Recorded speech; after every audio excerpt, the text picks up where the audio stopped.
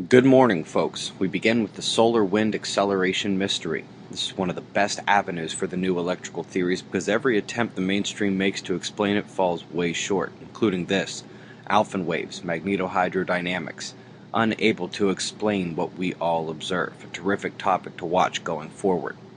The exoplanet hunt takes a step backwards. While latest observations fortify the case for 3 of the 6 exoplanets at Gliese, the best one thought to be habitable was actually distortion based on a sunspot on the faraway star.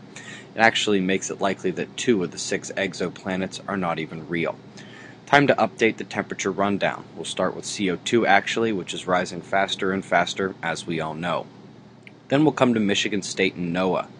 After that, we'll look at the model from Goddard.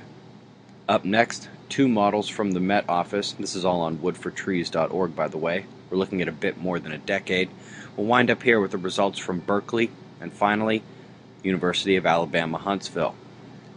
The uptick into magnitude 6 range continued yesterday as the New Zealand rumble was followed by a 6.6 in Papua New Guinea. We also saw above-average quakes downgraded in Japan and the North Atlantic Ocean. Meanwhile, I'll point out the diamond here, a quarry blast big enough to register a 2.5, and happening as I narrate this, a 6.0 in Indonesia. Let's look at the West Pacific. That Japan quake and the one the day before appear suspiciously on track with the path of the typhoon. Well, suspicious if you haven't been watching it happen here over and over again. I pulled up the pressure down under.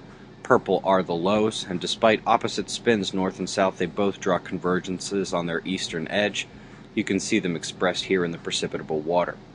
Up north, we're eyeing a strengthening of the Atlantic low. Looking again for the convergence drawn on the eastern edge, and we find the top weather watch for Europe today. Big swath there. Top story for North America is going to Nova Scotia. In case you guys can't tell, this is going to be a direct hit. Luckily, Arthur has weakened, but it's probably of little consolation. Also, that low way up in Canada is going to cause thunderstorms and strong wind from the edge of the Hudson all the way down to Texas. Seriously, a train of moisture right there on a warpath. Solar wind, I see an itsy-bitsy spider's worth of super speedy readings. Those could have even been galactic. But the sparse amounts did little more than give a minor jolt to the low-energy protons. The real solar wind story is the low speed. We're consistently under 300 kilometers per second here, and that's our baseline for worrying about a magnetic weakening and a grand minimum to come. Earth's shield, taking the day off. As if that wasn't clue enough, the solar flaring is an incredible indicator that the magnetic power of our star needs a nap. The northern sunspots actually decayed a bit, but the south looks amazing. The lead group has no mixing and not many candidates for development, but they are big and they are morphing.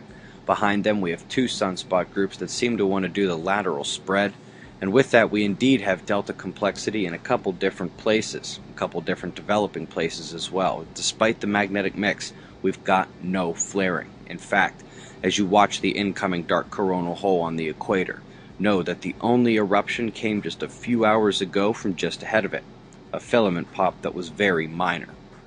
2 notes to close. First, we uploaded a second video yesterday late in the evening. It's the latest addition to the climate change playlist. Definitely check that out. All our playlists can be found linked here or on our YouTube page.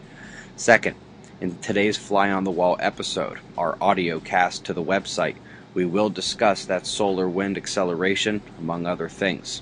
Eyes open. No fear, it's 6:15 a.m. Eastern Time, and that's the news. Be safe, everyone.